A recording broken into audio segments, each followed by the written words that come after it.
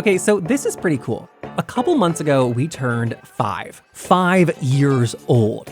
I didn't want to make a big deal about it because, I don't know, I was tired. I don't really know. But it is an accomplishment, and I want to celebrate first with a sound effect. Okay, that's enough. And second, I want to celebrate by playing one of my favorite interviews we've ever done, ever, and that is with Roxane Gay, who from day one of the show was at the top of my dream list. Roxane Gay's work has consistently shined a light on the things we're missing or not talking about when we talk about gender, fatness, our bodies in general, sexual violence. And I'm very proud that this writer, who has as much impact and influence as she does, is a part of our community. You'll hear me ask a question about that. This was recorded in 2019, originally for the Luminary app, and at the time, I really didn't see her being publicly acknowledged as a queer writer. It was her other identities that were the topic of interviews and stories, and I'm really happy to say that now, 3 years later, that is no longer true. She is an essential and now recognized part of the modern queer canon. So thank you so much to everyone who's listened these last 5 years, and if you're down, I'd love to do 5 more.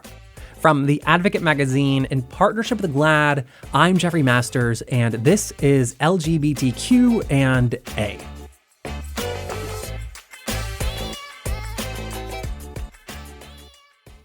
A few years ago, you wrote that the older people get, the more culturally invisible they become, as writers and as people.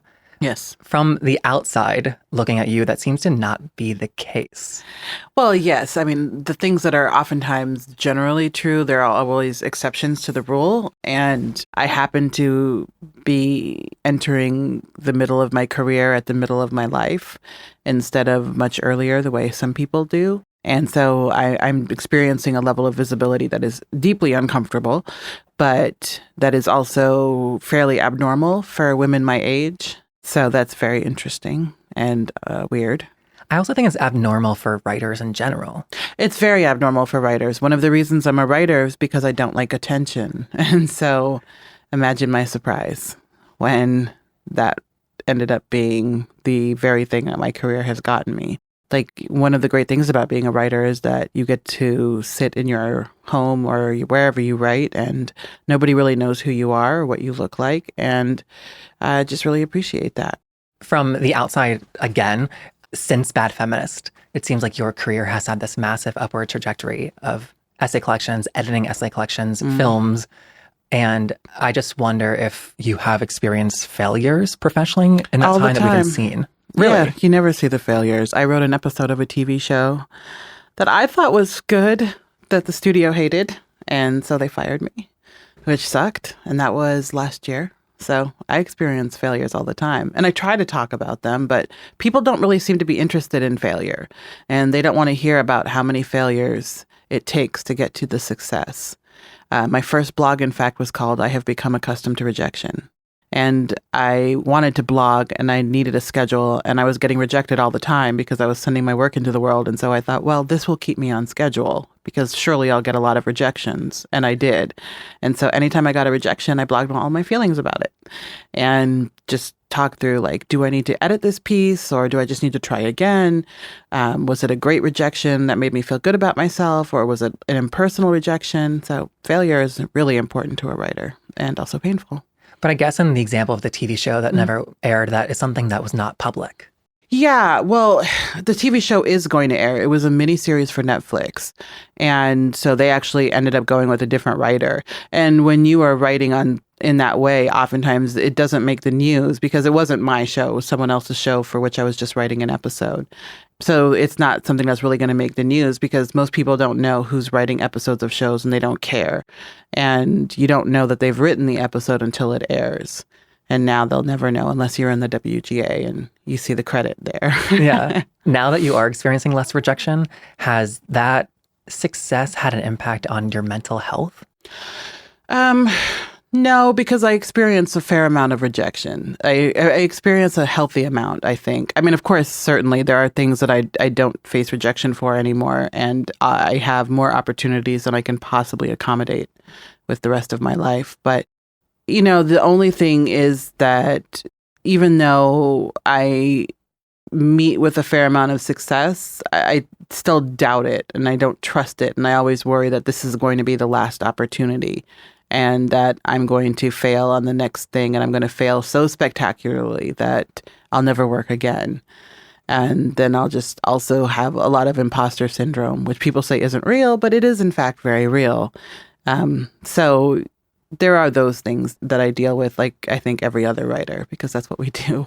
See, I find the concept of imposter syndrome to be so comforting because I'm like, oh, everyone has this feeling. Oh, thank God. I can ignore it. Yeah, everyone does have this feeling. And I honestly worry about people who don't doubt themselves. Now, I do think some of us take it to an extreme, and I am one of those people, like, where sometimes I just have to sit back, or my partner will just say, like, what are we doing here? Why are you doubting yourself?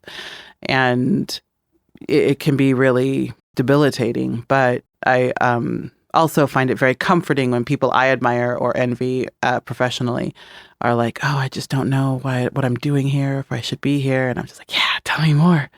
I guess I'm a little bit just surprised to hear that because I would have thought that success at your level would have changed how you move through the world. Oh, God, no, I wish. No, it's not a magic pill, unfortunately. And, the thing is, once you achieve a certain level of success, I think most of us who are very ambitious move the bar. And so it's not enough. You don't even enjoy it. You just keep moving the bar higher and higher and higher and trying to achieve more and more and more. And like oftentimes you don't even pause to take a stock of what you've done. You just think, oh, okay, on to the next thing. And, oh, I need to try this bigger thing. Do you think that you've gotten the recognition that you deserve? Yes and no. I have gotten the recognition I deserve from my communities. I don't feel like I've gotten the recognition I deserve from some of the gatekeepers in the community at large. When you say community, do you think that you are considered a queer author? I fucking hope so. Yes, I really hope so. I think I am, especially because I am openly bisexual. And a lot of people, for whatever reason, gravitate toward that because I think a lot of times bisexuality becomes invisible in the community. And I understand why, because a lot of people think, oh, pick a side. And we're like, haha, don't have to. So I do feel very seen by my community. I don't know that I'm talked about in queer discourse as much as other queer writers, but I do feel recognized by my community. That's great to hear because I don't always see you included in the queer canon in the way I want to as a fan. And I have to wonder if it's, a lot of reasons, but also you came out punching with this label, bad feminist. Yeah. And I wonder if that automatically makes you a woman writer for the rest of your life. I think in many ways it does. And, publishing is a very weird environment because oftentimes they pigeonhole you as one thing or another, as the queer writer or the Black writer or the trans writer or the Asian writer. And it's really hard to break free from those categories. And that's why I've deliberately done something different for every project. And oftentimes people are like, wait, what? You're doing what? And that's on purpose. It's so that no matter what kind of container you try to keep me in, I've got range. Don't worry. So with Bad Feminist, because it ended up being so popular, which was not expected, people do definitely think of me as a woman writer and as a feminist writer. And I think they think those are separate from being queer, which is very, very odd because particularly when you think about intersectionality, you cannot separate out these parts of your identity. I'm a woman and I'm queer and I'm Black and I'm fat. And I try to inhabit all of these identities in my writing as best I can. And so when the community doesn't seem to recognize this multiplicity, it can be very frustrating. But I just let them do what they're going to do, and I just keep writing what I want to write. With your bisexuality, you joked on Twitter that you're on a dick sabbatical. Oh, I'm very, very much on a dick sabbatical. And I guess maybe that's not a joke. No, it's the truth. It's the truth. I'm 44, and you just get to a certain age where you're like, I can't work with men anymore. That's just too much. But I'm still attracted to them from a distance. This is just the proof of bisexuality, right? You're still attracted to them even though you hate them. Despite my best efforts, I'm very, but I don't know that I would ever be in a relationship with a man again. Is that something that has come out of this political climate and the Me Too movement, or has it started before that? It's just men. Like, they're just, I wasn't even a boyfriend. The last man I dated, 6 years ago was just such trash. I just thought, what am I doing here? Like this, I'm not 16. It's time to move on from this. And I allowed myself that. And just like, no more assholes, Roxanne. Let's try something different. And so I've been doing something different. And also, just women are great. As someone who predominantly dates men, I agree with everything you're saying. Yes. I mean, they're just so much work. People are always like, oh, women, that's a lot of work. And I'm like, look, women are extremely high maintenance, but they're high maintenance in a way that I find very attractive. I love me a high maintenance woman. Like the higher the maintenance, the more I'm like, let's date forever. Do you consider yourself high maintenance? I'm not high maintenance. Okay. Ask my girlfriend and she'll probably say something different. But no, actually, I'm not high maintenance. I'm actually too low maintenance. I'm working on increasing my maintenance level. Oh, I like that. Yeah. I have a simple question, but I like labels. And I just wonder, do you consider yourself a butch? I do. I consider myself like a soft butch. Sure. Yeah. I've never heard you talk or write about that.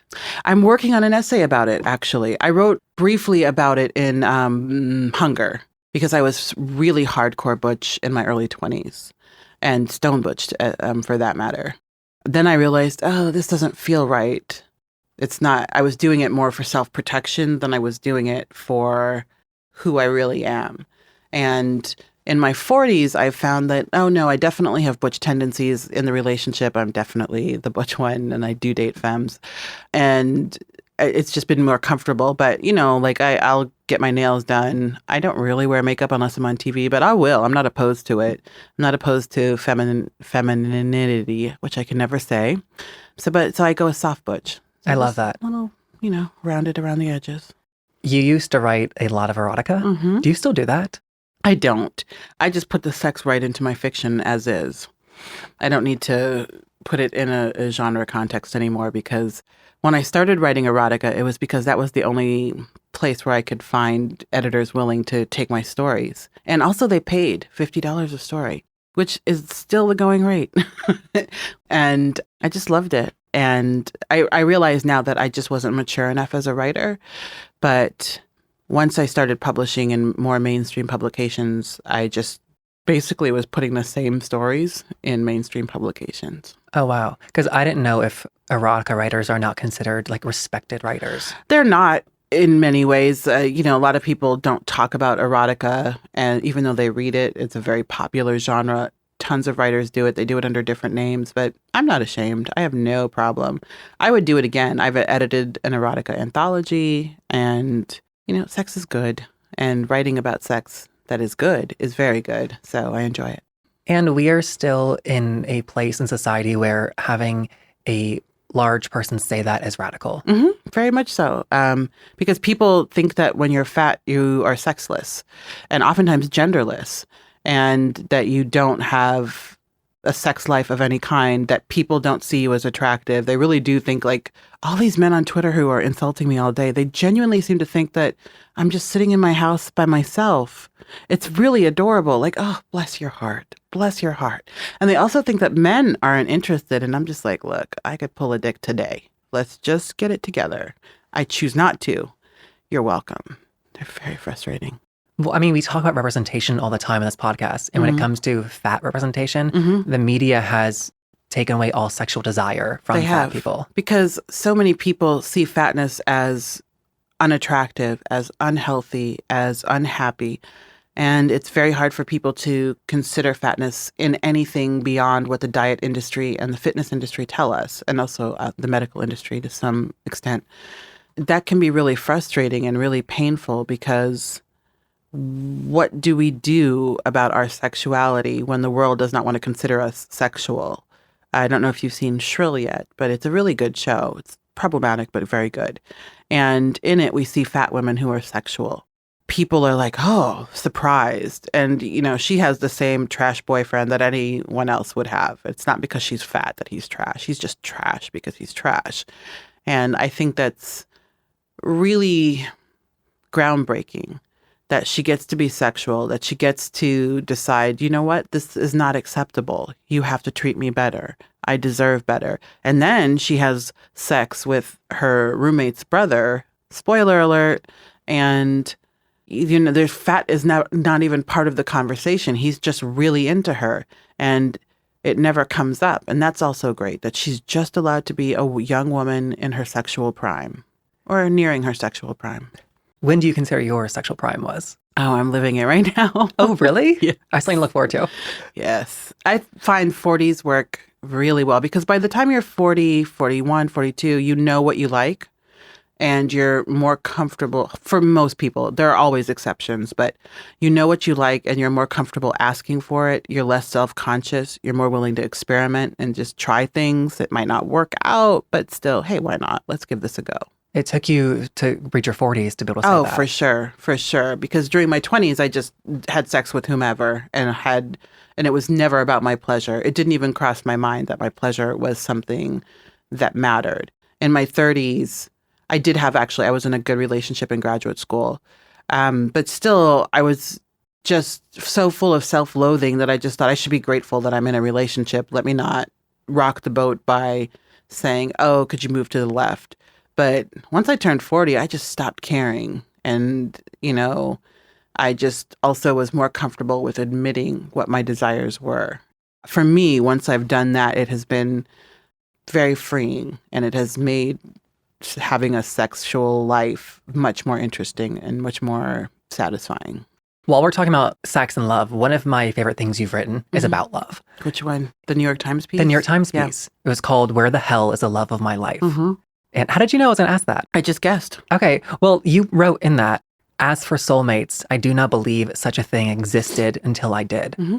That's a big change. Yes. First of all, how do you define a soulmate?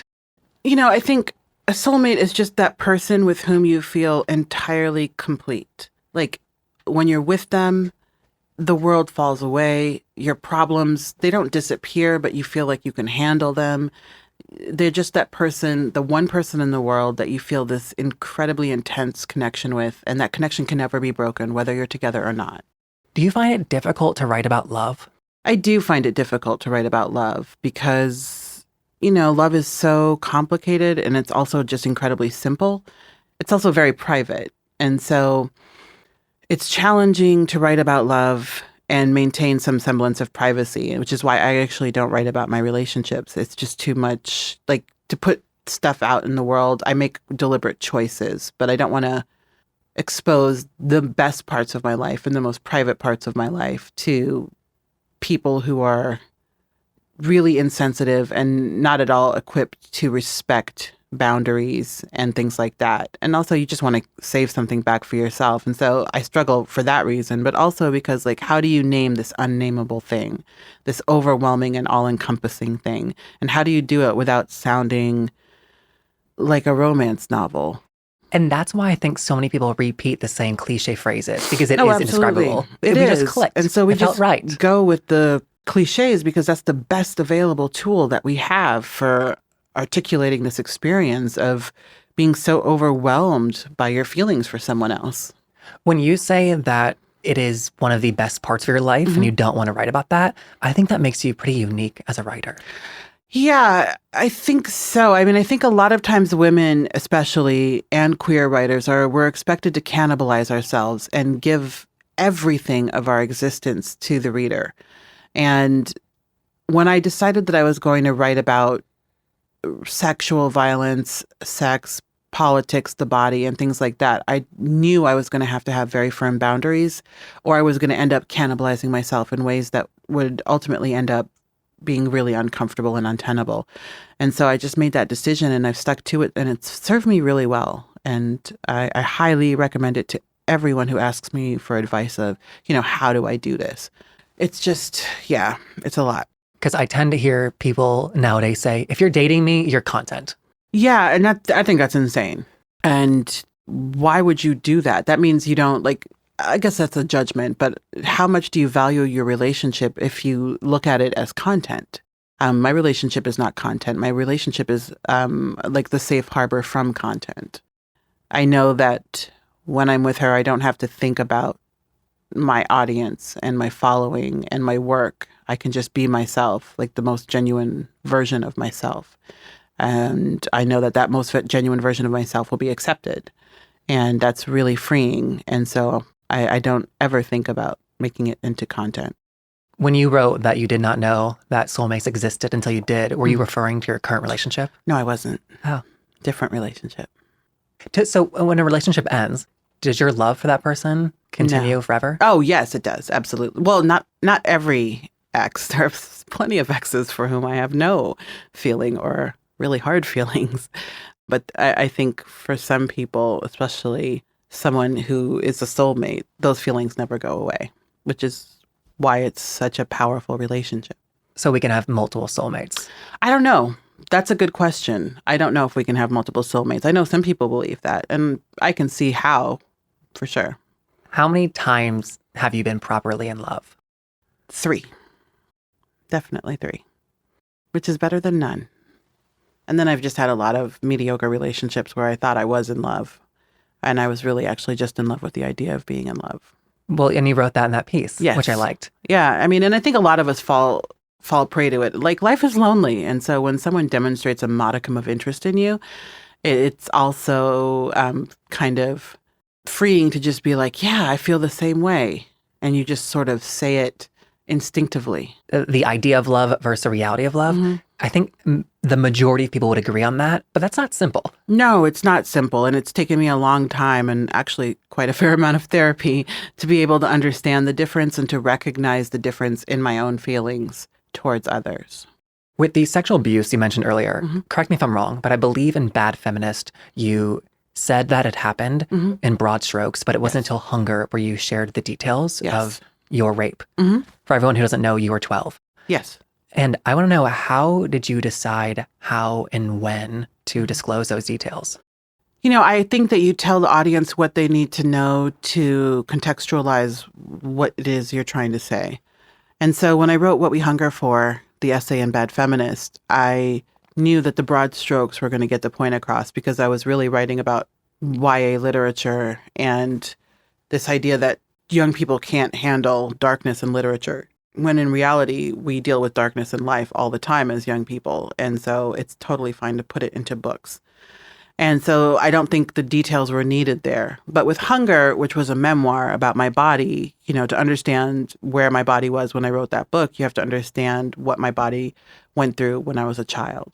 And so it became necessary. And that's why I included it. You've had to talk about Mm-hmm. this so much. Mm-hmm. Has that desensitized you to it in a way? In some ways, definitely. Like, when I'm going to go do an interview, I just prepare myself. Like, okay, you're going to have to just suck it up and talk about this for X number of hours. And then afterwards, you can feel what you need to feel about it. So it's gotten much easier, especially because I had to go on tour with it. And the press was such a shit show for that book, especially the international press, that I got really used to separating myself from the work and being able to talk about it without feeling like I was being traumatized. But I saw the press tour for Hunger unfolding. Oh, yeah. And I was following all the different conversations you were having and the lack of sensitivity that people had Mm-hmm. regarding your sexual assault as well as your body. Mm-hmm. And it felt like everybody was learning in real time. Yes, they were. I hope that the next writers who write about fatness will hopefully have a better experience. And I'm not the first writer to write about fatness in any way, shape, or form. I think that with each of us who does it, the media gets slightly better, but the increments are so minuscule that it's appalling. I think what surprised me the most is that everybody knows fat people, right? Mm-hmm. They're in Of our course. family. Everyone does. I mean, the world, especially in the United States, I notice how fat Americans are when I travel abroad. Yes. It's an actual issue. Like, when I went to Sweden, I was like, oh, shit. Like, wow, this is a real thing. I also notice it. I'm from the Midwest. And so when I go back to the Midwest, I notice it too, because in LA and New York, people are much thinner on the whole. Fat people are everywhere, of course, but you see it more when you like either leave the country or you go to the Midwest. And so when people act like this is this rare thing that's happening, instead of, no, the human body, especially in the developed world, is changing. And there are lots of reasons for that, including processed foods, more sedentary lifestyles, so on and so forth. So let's stop treating this like a mystery and an anomaly and just get on board. And I think what I found people's lack of sensitivity and understanding so concerning, because I think a part of me assumed that you were getting shit about your body from strangers. Mm-hmm. But then I realized that if everyone has these biases, then You're getting it probably from people you know as Oh, well. all the time. Not anymore. Not as much anymore. But like, my family, everyone in my family is very thin. My body has, and I write about this in Hunger, has long been a source of familial fascination and discussion. And when I turned 40, I just told my parents, if you talk about my weight, I'm going to hang up on you. And so it took 2 weeks. And then they learned. Were you surprised that your weight loss surgery made headlines? No, I wasn't, because I had written a book about fatness. So it was going to happen, which is why I tried to do it as discreetly as possible, because I wanted to at least have the time to prepare, do the surgery, recover before the public found out about it. And so I went to a surgeon who does a lot of actors and other visible people. And it was really, really good to have that level of discretion. People did see me at the doctor's office a couple times before the surgery, but they didn't know. It doesn't say like bariatric center or anything like that. And so that was really great. And then the nurses in the recovery room, when I woke up, she was like, "Oh, I know who you are." And I was like, "Oh my God, don't tell the internet." And she's like, "Oh, no, I won't." I mean, there are laws against that, but it was reassuring. And so I was glad to have a few months to myself before I had to talk about it. But I knew I was going to have to talk about it because I was losing weight so quickly that sooner or later people were going to start saying something. Have you seen a change in how people relate to your body? For sure. I mean, I still have a long way to go, but it's amazing what like losing 160 pounds will do. People start treating you like you're human. It's appalling. It's been the most frustrating and repulsive part of the whole process is how much better people treat me. And I'm like, man, I'm only like halfway there. And this is how good you're treating me? You really suck. And so that part is frustrating. You've had to relearn your entire relationship to food. Mm-hmm. What has been the challenge beyond that, though? Learning my entire relationship to everything, to other people, to how I see myself, to how I fit into spaces. I have a lot of the hangups that I always had, like thinking, oh, I can't go do that. I don't have the stamina for that. I'm not going to fit in that seat. And then I go, I do it, and it's fine. I go, I sit in the seat, and it's fine. Like my mind is not catching up to where my body is at. And that's really challenging. And that's a common thing.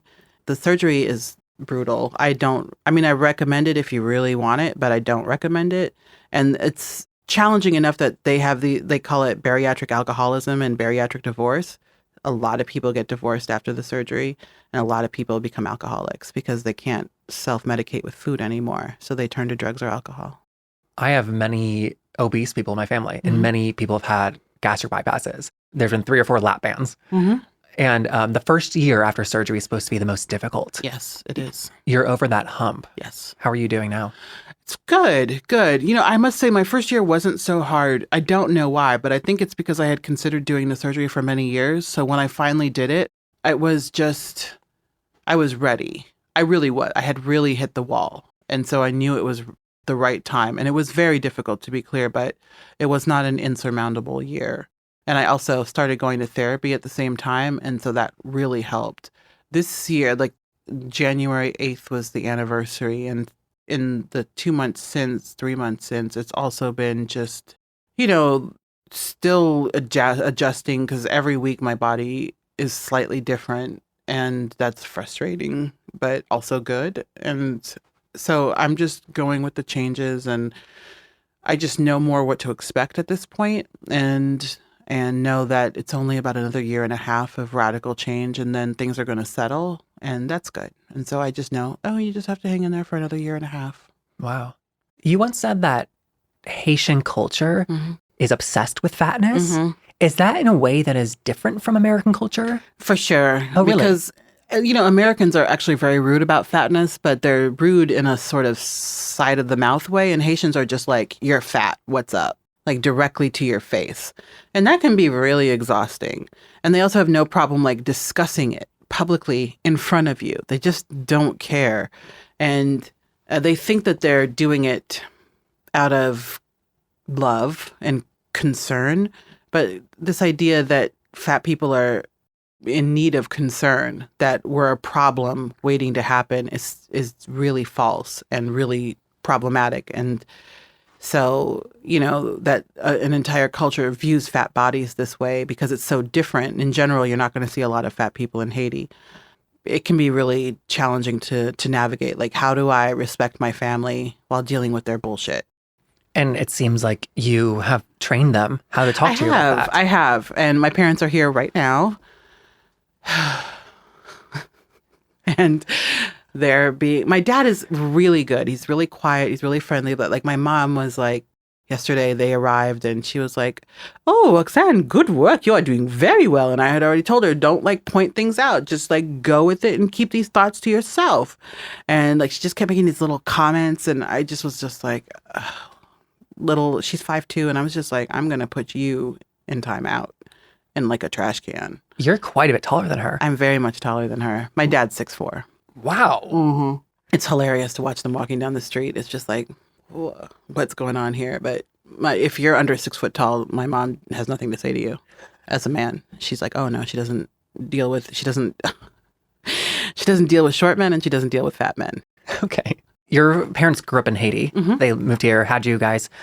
Where did you see representations of Haitian people in the media growing up? I didn't. They were non-existent, except when I went to Haiti. And we would go to Haiti in the summers. And so there I saw representation like on television shows and movies, just walking down the street, in books. It was great. Granted, I'm not seeking out Haitian representation, like queer representation, but the only queer people I can think of is actually in An Untamed State, the book you wrote. Was that part of your desire to write it? Yeah, definitely. It was just a story that was interesting to me and I wanted to tell it. And there were very few American novels about Haitian people and especially the Haitian diaspora. And so it was important to me to tell a story. And it is just a story. And there are plenty of other Haitian writers who are writing. But yeah, I just wanted to add to the conversation in some way. An Untamed State, like many of your writing, deals with sex and sexual violence. Do you think that in order to get that right on the page, a writer has to have some sort of experience with it? No, I don't. I think it can help, but it's really important. And I see this more and more where people are acting like if you aren't from a certain culture, you can't write about it. And that's a really dangerous road to go down because what it suggests is that you don't have the right to write and think outside of your subject position. And if we can only write about what we know, then it's not fiction anymore. And it's not even creative nonfiction. I do think the reason we're having this overcorrection right now is because the wrong people have written outside of their subject position and they've done so badly that people are like, you know what, you had a chance and you blew it, so you don't get to play anymore. But I'm very resistant to this idea that you can't do it. I think you can do it, but you have to try, you have to research, you have to have an ethical code about it. Because there is a delicacy and a nuance to the act, but also the aftermath. And I don't see that being honored often. I think it was reading one of your books and reading about how someone had sex and then there was a soreness between the woman's legs. And I never read that before. And I realized, oh my God, this is a woman writing this. You know, I do like to be graphic, or not graphic, explicit when writing about sex, in consensual sex at that, because that's just my flow. And I think it's important because oftentimes when you read sex from men, from a woman's perspective, it's clear that they're just having a fantasy on the page and it's hilarious. Or they're just like really weird and gross. Sure, right outside of your subject position, but my God, talk to a woman. And I cannot help but to tie a line from everything you're saying to what you said earlier about how you didn't know you could ask for what you liked. Oh, for sure. For sure. And I think a lot of women are afraid to ask for what they like during sex, especially in heterosexual relationships, because men have so much of their ego tied up in being good at sex. And I think a lot of women, and I blame women for this in some ways, that we give them a pass time and again for bad lays and never give them any feedback or lie, and we fake our orgasms. So they just think that in and out is what is going to get the job done. Like they don't even know that most women can't have vaginal orgasms. They can't find a clit with a map. And so, it's because we've given them the pass, but we've given them the pass because we're told that our desires don't matter. So it's really complicated, but I just resist. And whenever a woman is telling me about her unsatisfying sex life, I'm just like, let's take some responsibility here. Why haven't you said anything? How can I help you get to that promised land? And if he's just bad in bed and you love him anyway, that's fine. Like, girl, work it out. But if he's bad in bed and you're ambivalent about him, find someone who's good in bed. It's fine. I think we underestimate the importance of good sex. Like, a lot of people are just like, oh, it's not everything. Well, no, it's not everything. But my God, do you want to spend the rest of your life having bad sex once a week? I don't. And I think that the public has had this massive hardware upgrade in terms of our understanding of consent and the power dynamics that involved. Absolutely. And I really am, one of my favorite things to talk about now is consent education, because I think we need it from preschool on in age-appropriate ways. Like, no, you don't have to hug the weird uncle for a young child. And then the older they get, the more sophisticated the discussion of consent becomes. And also talking about enthusiastic consent.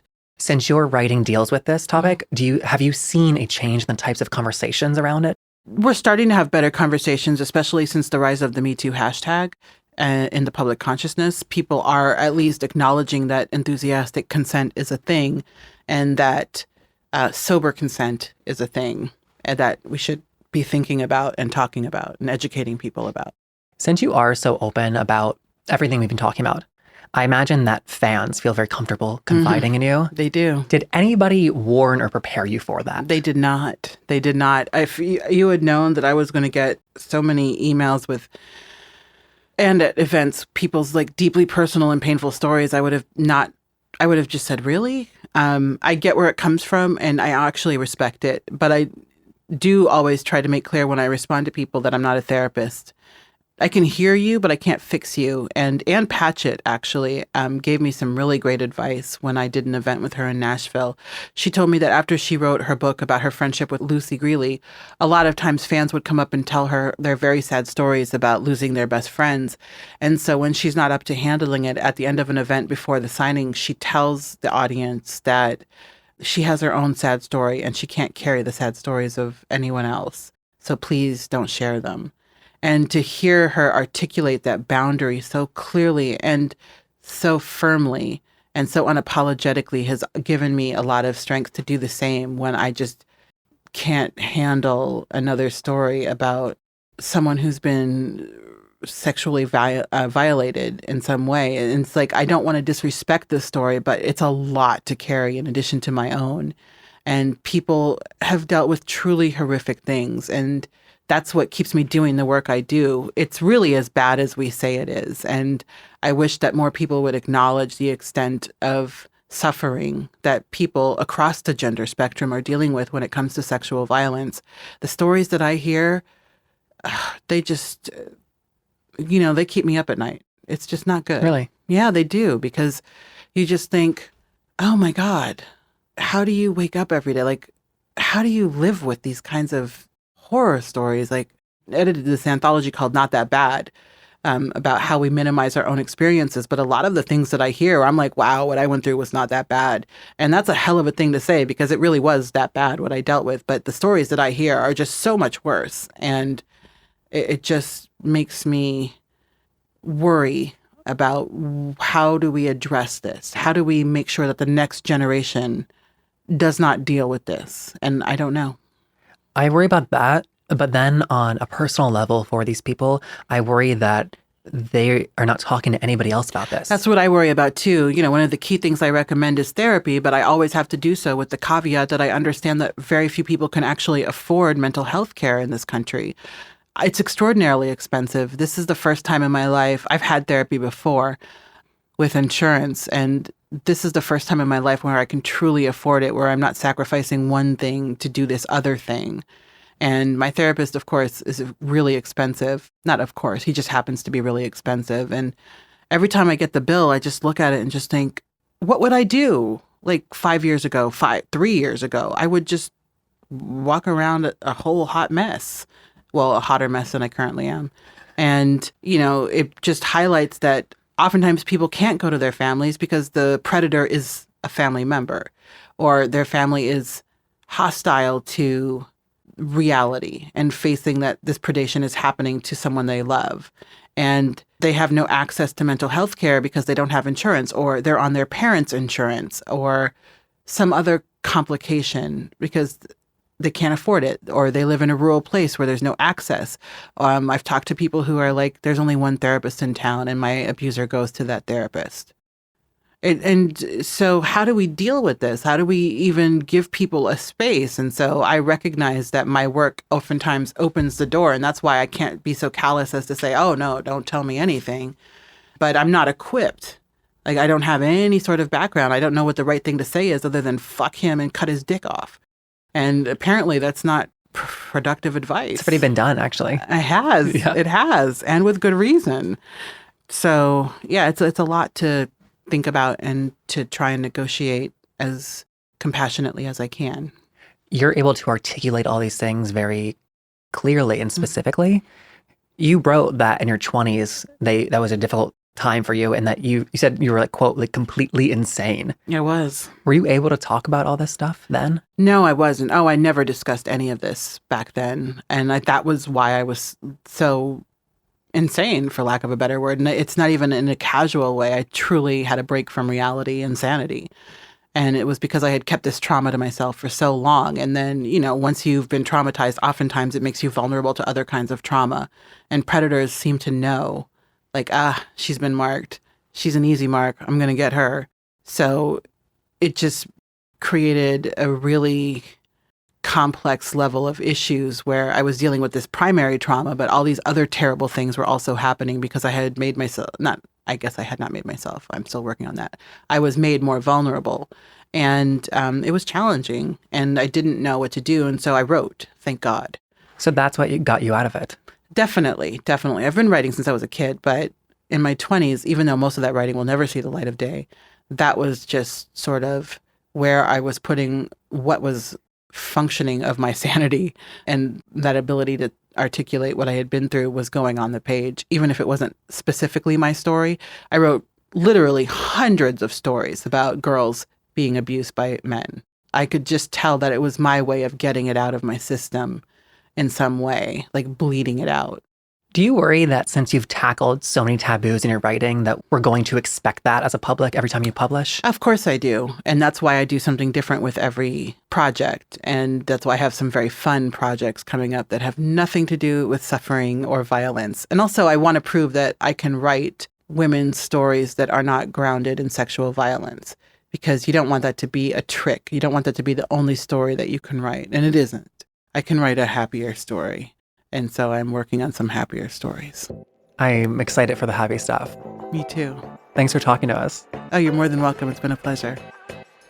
And that was the incredible writer, Roxane Gay. Now, this is our last episode for a bit. Just a heads up there, we will not be releasing new interviews next month. But until then, I should note, Spotify just recently launched a rating system on their app. So if you're listening on Spotify right now, please open it up and give us 5 stars and leave a comment. This is a great way to let Spotify know that you like our show, maybe even love it, and for them to show it to more people. Things like that really are a big help, so thank you so much for doing that. We're brought to you by The Advocate Magazine in partnership with GLAAD. I'm Jeffrey Masters on Twitter and Instagram at JeffMasters1. Come find me, and I'll see you there. Bye.